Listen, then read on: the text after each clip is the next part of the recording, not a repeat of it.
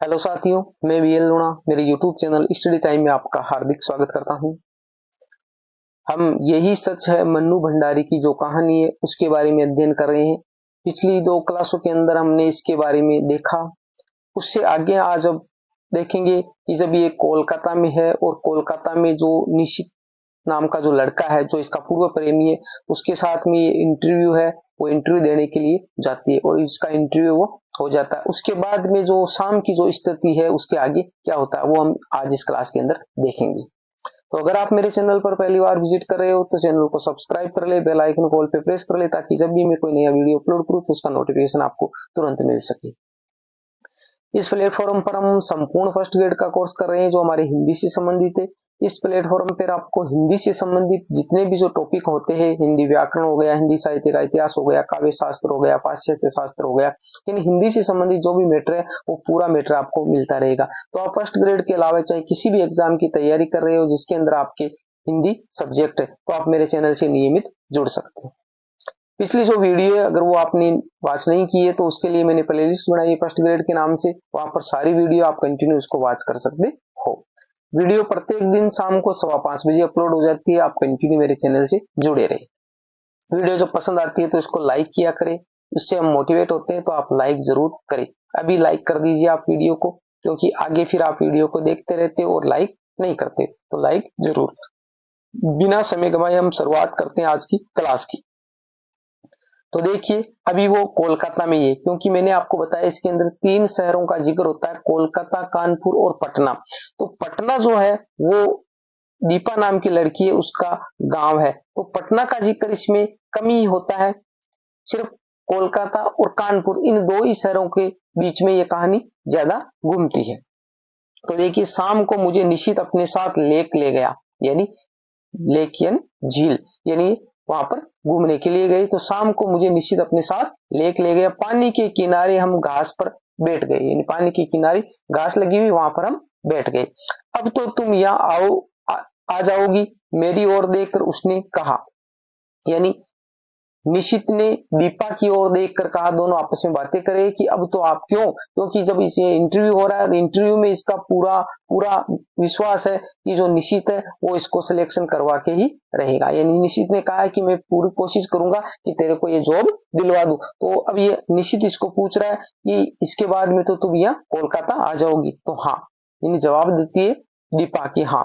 नौकरी के बाद क्या इरादा है, आगे पूछता है कि नौकरी के बाद क्या इरादा है। कुछ नहीं, यानी निशित पूछता है कि नौकरी के बाद में आगे क्या इरादा है, तो दीपा कह देती है कुछ नहीं। ये क्यों मैं ये कह गई, यानी अब इसको ऐसा लग रहा है कि मैंने ऐसा क्यों कह दिया कि कुछ नहीं, यानी जो प्लान था वो मैंने उसको नहीं बताया। कोई है जो मुझे कचोटे डाल रहा है, क्यों नहीं मैं बता देती कि नौकरी के बाद मैं संजय से विवाह करूंगी। यानी ऐसा मेरे अंदर क्या फील हो रहा है कि मैं जो कहना चाह रही हूँ वो कह नहीं पा रही हूँ। बाकी मेरे को बता देना चाहिए कि मैं नौकरी के बाद में संजय से शादी करूंगी। संजय कौन है, जो अभी वर्तमान के अंदर कानपुर में है और इसका प्रेमी है, किसका, दीपा का। यानी दीपा नाम की लड़की है, इसके 2 प्रेमी है। पूर्व प्रेमी है वो निशित है, जिसके साथ में ये वर्तमान में जो कोलकाता आई है वहां पर ये मिला है, और वर्तमान जो प्रेमी है वो है इसका संजय। पर मैं कुछ भी तो नहीं कस पाती, कस का नहीं यहाँ पर कह पाती है, कह है, ठीक है, कह पाती, यानी मैं कुछ भी तो नहीं कह पाती। अपनी इस बेबसी पर मेरी आंखें छल चलाती है, यानी जो भी ये विचार मेरे अंदर आते कि जो पूरा प्रेमी था निश्चित, इसने मेरे को धोखा दिया, ये मेरे को छोड़ के चला गया था, फिर मेरे को संजय से प्यार करना पड़ा। ऐसी जो बातें, ये बेबसी भरी जो इसके अंदर मन के अंदर आती है और इसकी आंखें छल चलाने, आंखों में आंसू आ जाते हैं। मैं दूसरी ओर मुंह फेर लेती हूँ, कहने का मतलब मैं दूसरी ओर मुंह फेर लेती हूँ जिससे कि उस निश्चित को पता ना चले। तुम्हारे यहाँ आने से मैं बहुत खुश हूँ, कहने का मतलब अब जो निशित कह रहा है कि तुम यहाँ आई हो उससे मैं बहुत खुश हूँ। मेरी सांस जहां की तहां रुक जाती है, कहने का मतलब सांस का मतलब मेरी जो श्वास है तो वो जहां की तहां रुक जाती है। आगे के शब्द सुनने के लिए पर शब्द नहीं आते, कहने का मतलब जो दीपा है वो कह रही है कि मेरी सांस जहां की तहां रुक जाती है आगे के शब्द सुनने के लिए, पर वो सिर्फ इतना ही कहता है कि तुम्हारे यहाँ आने से मैं बहुत खुश हूँ। बड़ी कातर करुण और याचना भरी दृष्टि से मैं उसे देखती हूँ। कहने का मतलब बड़ी कातर करुण और याचना भरी, याचना का मतलब किसी से हम कुछ लेने की उम्मीद हो, इस प्रकार याचना भरी दृष्टि से मैं उसे देखती हूँ। मानो कह रही हूँ कि तुम कह क्यों नहीं देते निशित कि आज भी तुम मुझे प्यार करते हो। कहने का मतलब मैं बड़ी कातर कायर करूं, जो ये याचना भरी, कहने का मतलब हमें किसी से कोई उम्मीद हो कुछ लेने की कि भाई ये मेरे को दे देगा, तो उस उम्मीद से मैं उसकी आंखों की ओर देखती हूँ और मेरे को ऐसा मन में फील होता है कि निश्चित तुम ऐसा क्यों नहीं कह देते। यानी ये ऐसा विचार कर रही है कि मैं आज भी तुझसे प्यार करता हूँ, यानी निश्चित तुम दीपा से प्यार करता है। तुम मुझे सदा अपने पास रखना चाहते हो जो कुछ, कहने का मतलब आपका जो इरादा है, निश्चित का जो इरादा है वो ये है कि वो सदा उसको पास रखना चाहता है। ऐसा कौन अनुभव कर रही है? ऐसा दीपा अनुभव कर रही है, अपने मन में ऐसे विचार कर रही है। आगे देखो, हो गया है उसे भूलकर तुम मुझसे विवाह करना चाहते हो। कहने का मतलब जो भी हमारे पीछे जो भी घटना घटी है, जो भी जैसा भी माहौल रहा है, उसको भूलकर तुम मुझसे विवाह करना चाहते हो। कह दो निश्चित, कह दो, यानी ऐसा विचार कर रही है कि तुम मेरे को ये बातें कह दो। ये सुनने के लिए मेरा मन अकुला रहा है, यानी जब ये तुम कहोगे कि मैं तुमसे शादी करना चाहता हूं, तो मेरा मन है वो अकुला रहा है, मेरे अंदर जो ऐसे विचार आ रहे हैं, छटपटा रहा है, मैं बुरा नहीं मानूंगी। कहने का मतलब निश्चित तुम घबराओ मती, जो भी पीछे हुआ उसको भूल जाओ और आप कह दो कि मैं तुझसे शादी करना चाहता हूँ। मैं बिल्कुल भी इस बात का बुरा नहीं मानूंगी, जरा भी बुरा नहीं मानूंगी। मान ही कैसे सकते हूँ निश्चित, इतना सब हो जाने के बाद भी शायद मैं तुम्हें प्यार करती हूँ। कहने का मतलब जो पीछे इतनी घटनाएं, तुमने मेरा अपमान किया था, तुमने मेरे को छोड़ दिया था, फिर भी 3 साल बीत गए, आज भी वो प्यार है वैसा का वैसा ही है, तो मैं कभी भी आपका बुरा नहीं मानूंगी, आप मेरे को ये कह दो। तुम चाहे न कहो, मैं जानती हूं तुम आज भी मुझसे प्यार करते हो। कहने का मतलब तुम कह नहीं पाते हो, पर अगर नहीं भी कहोगे तो भी मैं जानती हूँ कि आज भी तुम मुझसे प्यार करते हो, बहुत प्यार करते हो। मेरे कोलकाता आ जाने के बाद इस टूटे संबंध को फिर से जोड़ने की बात ही तुम इस समय सोच रहे हो। कहने का मतलब जब हमारे बीच में हम पटना में थे और आपने और मेरे प्यार को आपस में संबंध विच्छेद कर दिया था, यानी तोड़ दिया था, उसके बाद में मैं कानपुर आ गई और आज जब वापस यहाँ पर कोलकाता आई हूँ और तुमसे मिली हूँ, तो मेरे को ऐसा अनुभव हो रहा है कि आज भी आप मुझसे प्यार करते हो और उस संबंध को वापस जोड़ना चाहते हो। अब आगे है कानपुर, यानी अब कोलकाता से वो कानपुर आ गई, तो कानपुर के मन में उत्कंठ अभिलाषा होते हुए भी निश्चित की आवश्यक मीटिंग की बात सुनकर मैंने कह दिया था कि तुम स्टेशन मत आना। यानी अब वो वहां से कोलकाता से, वैसे अभी ये कोलकाता में ये, पर अब जो आगे का वर्णन है वो कानपुर का है, तो ये कह रही है कि उसके आवश्यक मीटिंग थी, इसलिए वो मेरे को जो स्टेशन पे गाड़ी बैठाने के लिए नहीं आ सका। यानी तुम स्टेशन मत आना, इसलिए मैंने उसको मना कर दिया कि तुम स्टेशन मत आना। ईरा आई थी, कहने का मतलब इसको गाड़ी बैठाने के लिए, यानी गाड़ी से जब ये कानपुर से कोलकाता गई थी तो इसको लेने के लिए भी ईरा ही आई थी और आज वापस गाड़ी बैठाने के लिए ही ईरा ही आई है, पर गाड़ी पर बिठाकर ही चली गई, यानी उसने गाड़ी पर बिठाकर वो चली गई तुरंत ही। ये कहूं कि मैं जबरदस्ती ही उसे भेज दिया, यानी या तो वो चली गई या मैंने उसको जबरदस्ती भेज दिया कि भाई वो बैठा दिया, तो मैंने कहा कि ठीक है, अभी तो करते हैं जैसे हमारे रिश्तेदार है हमारे को गाड़ी पे छोड़ने के लिए आते तो हम कहते ठीक है अब गाड़ी आने वाली, हम चले जाएंगे, आप वापिस चले जाओ। तो उसी प्रकार इसने कहा कि ईरा को मैंने जबरदस्ती भेज दिया। गाड़ी चलने में 10 मिनट रह गए थे, यानी गाड़ी चलने ही वाली थी, सिर्फ 10 मिनट ही बाकी थे, तो देखा बड़ी व्यग्रता से डिब्बों में झांकता झांकता निश्चित आ रहा था। कहने का मतलब उसने आवश्यक मीटिंग को जो जैसे तैसे करके पूरा किया और वो डिब्बों में झांकता हुआ, यानी उसको देखता हुआ आ रहा था कि वो दीपा कहाँ है।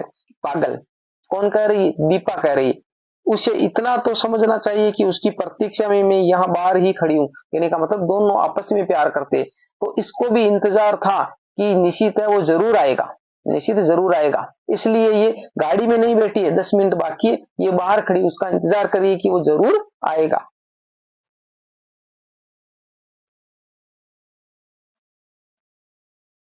मैं दौड़कर उसके पास जाती हूँ, यानी मैं भी दौड़कर उसके पास जाती हूँ। आप क्यों आए? यानी निश्चित को मैं बोलती हूँ आप क्यों आए, पर मुझे उसका आना बड़ा अच्छा लगता है। कहने का मतलब मैंने ऊपरा ऊपरी मन से कहा था कि आप क्यों आए, पर उसका आना मुझे अच्छा लगता था। मैं भी एक बार चारों ओर देख लेती हूँ, पर नजर मेरी बार बार घड़ी पर ही जा रही है, यानी मैं चारों ओर देखती हूँ और मेरी नजर घड़ी पे जा रही है कि अब 10 मिनट ही बाकी है, गाड़ी चलने वाली है। जैसे जैसे समय सरक रहा है मेरा मन किसी गहरे अवसाद में डूब रहा है। क्यों डूब रहा है? क्योंकि उसको ऐसा लग रहा है कि अभी 10 मिनट हो जाएंगे और 10 मिनट होते ही गाड़ी तो यहाँ से रवाना हो जाएगी और निश्चित का साथ है वो छूट जाएगा। मुझे कभी उस पर दया आती है तो कभी खींच, कहने का मतलब दोनों विचार आ रहे। कभी तो दया आती है कि देखो ये मेरे लिए कितना कर रहा है, और कभी मेरे को उस पर गुस्सा आता है क्योंकि उसने पुराने टाइम में मेरे से संबंध विच्छेद कर दिया था। गाड़ी चलने में केवल 3 मिनट है। गाड़ी चलने में अब कितने मिनट बचे? 3 मिनट है बाकी रह गए। एक बार फिर हमारी नजरें मिलती है, यानी दोनों आपस में नजरें मिलाते हैं। ऊपर चढ़ जाओ, अब गाड़ी चलने वाली है। निशित ने कहा कि ऊपर चढ़ जाओ, अब गाड़ी चलने ही वाली है। जाओ, अब गाड़ी चलने वाली है। मैं कुछ बोलती नहीं, बस उसे देखती रहती हूँ। कहने का मतलब मैं बोलती कुछ नहीं, सिर्फ उसे देखती रहती हूँ। सिट्टी, हरी झंडी, फिर सिट्टी। कहने का मतलब सिट्टी बज गई है। ट्रेन जब चलती है तो सिट्टी बज गई है, हरी झंडी हो गई है। हरी झंडी हो गई है कि अब चलने को तैयार है। मेरी आंखें छल चलाती है, यानी कि मेरी आंखों में पानी आ जाता है, आंसू आ जाते। वह गाड़ी के साथ कदम आगे बढ़ाता है और मेरे हाथ पर धीरे से अपना हाथ रख देता है। मेरा रोम रोम चीर उठता है। कहने का मतलब अब मैं अंदर बैठ गई हूँ और खिड़की से जब गाड़ी धीरे धीरे चलने लगती है तो वो मेरे साथ साथ चलता है। जब धीरे धीरे गाड़ी चलती है तो उसने धीरे से मेरे हाथ पे अपना हाथ रख दिया और मैं अंदर से एक स्वयं उठती हूँ। कहने का मतलब अंदर से रोमांचित हो जाते। रोमांचित होने का मतलब है हमारे जो बाल होते हैं ना छोटे छोटे, ये बाल है पूरे शरीर के एकदम से खड़े हो जाते। मन करता है चिल्ला पड़ूं, यानी मन ऐसा करता है कि मैं चिल्ला पड़ूं। मैं सब समझ गई, निश्चित सब समझ गई। कहने का मतलब निश्चित में ये सारी बातें आपकी समझ गई कि तू आज से मेरे से प्यार करता है। जो कुछ तुम इन 4 दिनों में नहीं कह पाए वह तुम्हारे इस क्षणिक स्पर्श ने कह दिया। कहने का मतलब तुमने 4 दिनों में, सिर्फ 4 दिनों में हमारे बीच में जो बातें हुई, कौन सी बातें हुई? सिर्फ नौकरी और इंटरव्यू के संबंध में बातें हुई।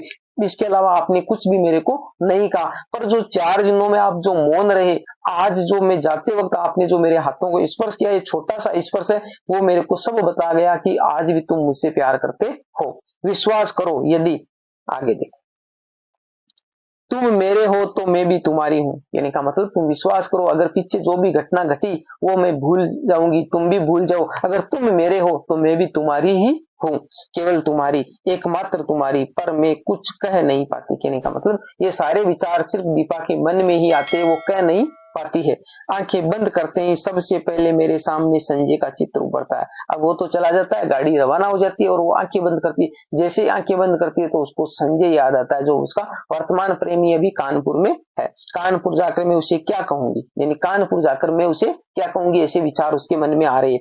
इतने दिनों तक उसे छलती आई, अपने को छलती आई, अब नहीं, मैं उसे सारी बात समझा दूंगी। कहने का मतलब अब उसके मन में ऐसे विचार आ रहा है कि ये निश्चित के प्रति प्रेम पैदा हो गया। तो ये कह रहे कि इतने दिनों तक मैंने उसको गलत फहमी में रखा संजय को कि मैं तुमसे प्यार करती हूँ, अब मैं उसको ज्यादा दिन गलत फहमी में नहीं रखूंगी, उसे जाकर बता दूंगी कि भाई मैं तेरे से प्यार नहीं करती हूँ। अब कहूंगी संजय, जिस संबंध को टूटा हुआ जानकर मैं भूल चुकी थी, उसकी जड़ें हृदय की किन अतल गहराइयों में जमी हुई थी। केवल जिस प्यार को मैं भूल चुकी थी, जिस प्यार को मैंने बुला दिया था कि मैं निश्चित से प्यार नहीं करती हूँ, निश्चित से नफरत करती हूँ, परंतु उसके प्यार की जड़ें तो मेरे दिल के अंदर बहुत गहराई तक जा चुकी थी, बहुत गहराई तक फैली हुई थी।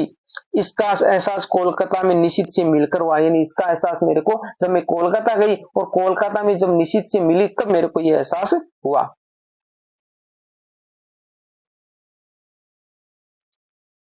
आज लग रहा है तुम्हारे प्रति मेरे मन में जो भी भावना है वह प्यार की नहीं, केवल कृतज्ञता की है। कहने का मतलब आज जो तुम्हारे प्रति मेरी जो मन में भावना है वो प्यार नहीं है, वो एक कृतज्ञता है कि तुमने मेरे लिए कुछ अच्छा किया, उसके लिए मैं ऐसा कर रही हूँ। तुमने मुझे उस समय सहारा दिया था जब अपने पिता और निश्चित को खोकर में चूर चूर हो चुकी थी। कहने का मतलब तुम तो सिर्फ इतना ही मेरे लिए हो कि जब मेरे पिताजी खत्म हो गए थे और मैं यहाँ आ गई थी पटना से कानपुर, और उस टाइम मेरे को निशित ने भी छोड़ दिया, तो मैं एक अकेली थी, और उस अकेली होने के लिए आपने मेरे को जो सहारा दिया था उस सहारे के लिए मैं कृतज्ञ हूँ। सोचती हूँ निशित के चले जाने के बाद मेरे जीवन में एक विराट शून्यता आ गई थी। कहने का मतलब ये सभी प्रेमियों के साथ में होता है, जब एक प्रेमी से जब हमारा रिश्ता टूट जाता है और जैसे ही कोई दूसरा प्रेमी मिलता है तो हमारे को कुछ ऐसा अच्छा महसूस होता है। तो इसने एक सहारा देने का काम किया है, क्योंकि निश्चित से जब इनके संबंध टूट गए तो ये बिल्कुल अकेली हो गई थी। एक खोखलापन आ गया था, तुमने उसकी पूर्ति की, पूरक थे, मैं गलती से तुम्हें प्रियतम समझ बैठी। कहने का मतलब तुम पूरक थे, तुमने सिर्फ उसकी जगह को भरा था। उसकी जगह को भराता। बाकी मैंने तुम्हें प्रियतम समझ लिया, बाकी तुम प्रियतम नहीं हो, तुम पूरक हो। मुझे क्षमा कर दो संजय और लौट जाओ, तुम्हें मुझ जैसी अनेक दीपाएं मिल जाएगी। कहने का मतलब मुझे क्षमा कर दो और संजय तुम यहाँ से चले जाओ, तुम्हारे को मेरे जैसी जो दीपाएं हैं वो बहुत सारी मिल जाएगी।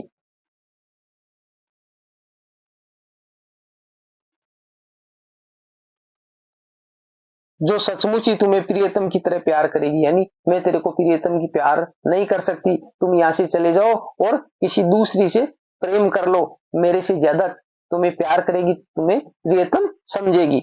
आज एक बात अच्छी तरह जान गई हूं कि प्रथम प्रेम ही सच्चा प्रेम होता है। यानी ये कह रही कि आज मेरे को अच्छे से समझ में आ गया, जो पहली बार किया गया प्यार होता है वही सच्चा प्यार होता है। बाद में किया हुआ प्रेम तो अपने को भूलने का, भरमाने का प्रयास मात्र होता है। कहने का मतलब पहला प्यार है वही सच्चा प्यार होता है। दूसरा प्यार तो ऐसा होता है कि जो पहले वाले प्यार में जो धोखा मिला उसको सिर्फ भूलने का एक सहारा होता है, एक बहाना होता है। इसी तरह की असंख्य बातें मेरे दिमाग में आती है। यानी ये सारे विचार है, दीपा ट्रेन में बैठी हुई है और ट्रेन में बैठे बैठे ऐसे सारे विचार कर रही है, ऐसे विचार है उसके मन में आ रहे हैं जो मैं संजय से कहूंगी। यानी ये सारे विचार में जाकर संजय से कहूंगी, कह सकूंगी। ये सब कहने का मतलब ये द्वंद की स्थिति में ना तो ये निशित को कुछ कह पाई और ना ही अब ये कह रही कि ये ऐसी बातें मैं संजय को क्या कह पाऊंगी, लेकिन कहना तो होगा। कहने का मतलब मेरे को जैसे तैसे करके ये बातें सारी संजय को बताना तो पड़ेगा। उसके साथ अब एक दिन भी छल नहीं सकती। कहने का मतलब अब मैं उसके साथ में छल नहीं कर सकती, क्योंकि मैं अब निशित से प्यार करती हूँ। लौटकर अपना कमरा खोलती हूँ। अब वो घर आ जाती है और लौटकर अपना कमरा खोलती है तो देखती हूँ सब कुछ ज्यों का त्यों, सिर्फ फूलदान की रजनीगंधा मुरझा गई। कहने का मतलब जैसा कमरा में छोड़ के गई थी सारा वैसा का वैसा ही है, सिर्फ रजनीगंधा के जो फूल है वो मुरझा गए हैं। कुछ फूल झड़कर जमीन पर इधर उधर भी बिखर गए हैं, कुछ फूल है वो झड़कर जमीन पर बिखर गए हैं। आगे बढ़ती हूँ तो जमीन पर एक पड़ा एक लिफाफा दिखाई देता है, संजय की लिखाई है। खोला तो छोटा सा पत्र, यानी एक लिफाफा दिखाई देता है और वो लिफाफा किसने दिया, संजय ने दिया है। उसमें लिखाई है वो संजय की है। दीपा तुमने जो कोलकाता जाकर कोई सूचना ही नहीं दी, मैं आज ऑफिस के काम से कटक जा रहा हूँ, आपसे यहाँ से कुशंग बनाएंगे। संजय ऑफिस के काम से कौन से गांव या शहर गया था, तो वो कटक गया था, कटक उड़ीसा। 5-6 दिन में लौट आऊंगा। कहने का मतलब दीपा को वो सूचना देकर चला गया है कि मैं कटक जा रहा हूं और तुमने मेरे को कोलकाता जाकर कोई सूचना नहीं दी, अब मैं किसी ऑफिस के काम से कटक जा रहा हूं। आगे तब तक तुम आ ही जाओगी, यानी 4-5 दिन मेरे को लगेंगे, तब तक तुम आ ही जाओगी। जानने को उत्सुक हूं कि कोलकाता में क्या हुआ तुम्हारा संजय, यानी मैं जानने के लिए उत्सुक हूं कि कोलकाता में तेरे साथ में क्या हुआ, वो सारी बातें मेरे को बताना। अब कानपुर की बात है। कानपुर में आज निशित को पत्र लिखे, 5वां दिन है, यानी निशित ने पत्र लिखे हुए 5वां दिन हो गया, क्योंकि 4 दिन तो वो वहां के साथ रह के आई थी, अब वो वापिस आ गए तो ये कह रहा आज जब ये कानपुर में आ गई तो 5 दिन हो गए। आज निशित को पत्र लिखे 5 दिन है। मैं तो कल ही उसके पत्र की राह देख रही थी, पर आज की भी दोनों डाकें निकल गई, यानी जो डाक है वो डाक निकल गई है, परंतु कोई भी पत्र नहीं आया। पिछले 2.5 सालों से करीब इसी समय यही खड़े होकर मैंने संजय की प्रतीक्षा की, क्योंकि ये 3 साल संबंध टूटे हुए हो गए निश्चय, और 2.5 साल हो गए कि संजय के साथ में रह रही है, तो ये प्रत्येक दिन इसका 2.5 साल से ये रूटीन था कि ये संजय का इंतजार करती थी जहां खड़ी होकर। क्या आज भी संजय की प्रतीक्षा कर रही हूँ, पर आज संजय की प्रतीक्षा नहीं कर रही है। आज वो वहां खड़ी होकर किसकी प्रतीक्षा कर रही है, निशित के पत्र का, या मैं निशित के पत्र की प्रतीक्षा कर रही हूँ। आते ही मेहता साहब की बच्ची तार का एक लिफाफा देती है, यानी थोड़ी देर बाद में मेहता साहब की बच्ची है वो आती है और मेरे को एक तार का लिफाफा देती है। धड़कते दिल से मैं उसे खोलती हूँ। ईरा का तार था, यानी तार किसका आया था, ईरा का। नियुक्ति हो गई, ईरा ने कहा कि तेरी नियुक्ति हो गई, यानी कहने का मतलब तेरा सिलेक्शन हो गया है, बधाई। यानी ईरा इसको बधाई पत्र भेजती है। इतनी बड़ी खुशखबरी पाकर भी जानने क्या है कि खुश नहीं हो पाती, यानी इतनी बड़ी खुशी है, मेरा सिलेक्शन हो गया, मेरे को नौकरी मिल गई, जिस प्रकार आप अभी तैयारी कर रहे हो, और अगर नौकरी मिल जाए तो कितनी खुशी की बात होती है, पर इतना होते हुए भी ये खुश नहीं हो पाती। ये खबर तो निश्चित भेजने वाला था, इसके मन में आता है कि ये खबर तो निश्चित भेजने वाला था। एकाएक ही एक विचार मन में आता है, क्या जो कुछ मैं सोच गई वह नीरा भ्रम था। कहने का मतलब मैंने सोचा है कि मैं निशित से प्यार करती हूँ और निशित भी मेरे से प्यार करता है, तो क्या ये मेरा भ्रम ही था? क्यों भ्रम ऐसा लगा इसको? क्योंकि जो लिफाफा आया था, जो लेटर आया था, वो ईरा ने भेजा है, संजय निशित ने नहीं भेजा है। मात्र मेरी कल्पना है, मेरा अनुमान है, ऐसा मैंने कल्पना की है और मैंने अनुमान लगाया है। नहीं नहीं, उस स्पर्श को मैं भ्रम कैसे मान लूं? कौन सा स्पर्श? जब वो ट्रेन में बैठी हुई थी और उसने उसको हाथ को लगाया था, जब ट्रेन चलने वाली थी, जिसने मेरे तन मन में को डुबो दिया था। कहने का मतलब उस स्पर्श को मैं भ्रम नहीं मान सकती, वो एक हकीकत एहसास था।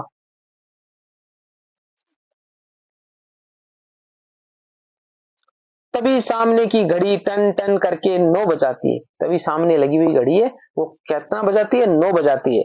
मैं उसे देखती हूँ, ये संजय की लाई हुई है। लगता है जैसे ये घड़ी घंटे सुना सुना कर मुझे संजय की याद दिला रही है। यानी घड़ी है किसकी लाई हुई है? संजय की लाई हुई है। और वो घड़ी ऐसा इसको लगता है कि वो टन टन करके मेरे को याद दिला रही है। किसकी? संजय की। मेज पर रखा ये पेन उसने मुझे सालगिरह पर दिया था। यानी मेज पर रखा हुआ पेन भी उसने मुझे सालगिरह पर दिया था। अब है कानपुर। आगे कानपुर में और घटना क्या होती है? आखिर आज निशित का पत्र आ गया। यानी आखिर आज निशित का पत्र भी आ गया है। धड़कते दिल से मैंने उसे खोला। इतना छोटा सा पत्र। प्रिय दीपा, उसने लिखा, प्रिय दीपा, तुम्हें अपनी नियुक्ति का तार तो मिल ही गया होगा। मैंने कल ही ईरा जी को फोन करके सूचना दे दी थी। यानी ईरा जी को मैंने सूचना दे दी थी, बता दिया था कि भाई इसका सिलेक्शन हो गया है, तो उसने आपको बता दिया होगा। सच मैं बहुत खुश हूं कि तुम्हें ये काम मिल गया, मेहनत सफल हो गई। शेष फिर शुभेच्छु निशित। कहने का मतलब छोटी सी बात लिखता है कि तेरे को ये नौकरी मिल गई, इसलिए मैं बहुत खुश हूं, क्योंकि जो मैंने भागदौड़ की थी, मैंने जो मेहनत की थी, वो मेहनत रंग लाई और आपको सिलेक्शन हो गया। आगे मैं बाद में लिखूंगा शुभेच्छु, यानी आपका शुभेच्छु निशित। आगे देखो, बस धीरे धीरे पत्र के सारे शब्द आंखों के आगे लुप्त हो जाते हैं, रह जाता है केवल शेष। केवल शेष फिर। कहने का मतलब जब मैं पत्र को पढ़ती हूँ, धीरे धीरे वो सारे शब्द मेरी आंखों के सामने लुप्त हो जाते हैं, बस रह जाता है शेष फिर। यानी उसने लिखा था शेष फिर। शेष फिर का मतलब सिर्फ उसने बधाई पत्र भेजा है, बधाई दिए, इसके आगे उसने कुछ नहीं लिखा कि मैं तुमसे प्यार करता हूँ, तुम यहाँ आ जाओ, मैं तेरे से शादी करूँ, यानी कुछ भी आगे कोई भी विचार नहीं। तो आगे शेष फिर, सिर्फ इसके दिमाग में यही शब्द गूंज रहा है, शेष फिर। दीप, मैं मुड़कर दरवाजे की ओर देखती हूँ। रजनीगंधा के ढेर सारे फूल लिए मुस्कुराता सा संजय खड़ा है। यानी आवाज करता है दीप, जैसे आवाज आती है तो वो पीछे मुड़कर देखती है, तो दरवाजे पे कौन खड़ा है? संजय खड़ा है, रजनीगंधा के फूल लिए हुए। वो आगे बढ़ता है तो मेरी खोई हुई चेतना लौटती है। यानी मैं इतनी खोई हुई चेतना का मतलब है मैं इस जो कल्पना जगत में खोई हुई थी, ऐसे विचार मेरी आंखों में आ रहे थे, तो मैं चेतना जगत, खोई हुई चेतना लौटती है, यानी खोई हुई जो चेतना उसके लौट में हकीकत में आती हूँ और विचित्र सी दौड़कर उससे लिपट जाती हूँ। क्या हो गया? तुम्हें पागल हो गई हो क्या? यानी वो जाकर दौड़कर उसके लिपट जाती हूँ, तो संजय मेरे को बोल रहा है कि पागल हो गई हो तुम कहाँ चले गए थे संजय? अब ये कहती है कि तुम कहाँ चले गए थे संजय? अनायासी आंखों से आंसू बह चलते हैं, अनायासी मेरी आंखों से आंसू टपकने लगते हैं। क्या हो गया? कोलकाता का काम नहीं मिला क्या? यानी ये पूछ रहा है कौन? संजय हो। क्या कोलकाता आप गए थे तो वहां पर आपको जो नौकरी मिलने वाली थी इंटरव्यू देने के लिए, तो क्या वो नहीं मिला है? मारो भी गोली काम को। अब ये क्या कर रही है कि मारो भी गोली उसे काम को। रजनीगंधा की महक धीरे धीरे मेरे तन मन पर छा जाती है। रजनीगंधा के फूल लेकर आया था संजय, तो उसकी खुशबू उसके तन मन पर छा जाती है।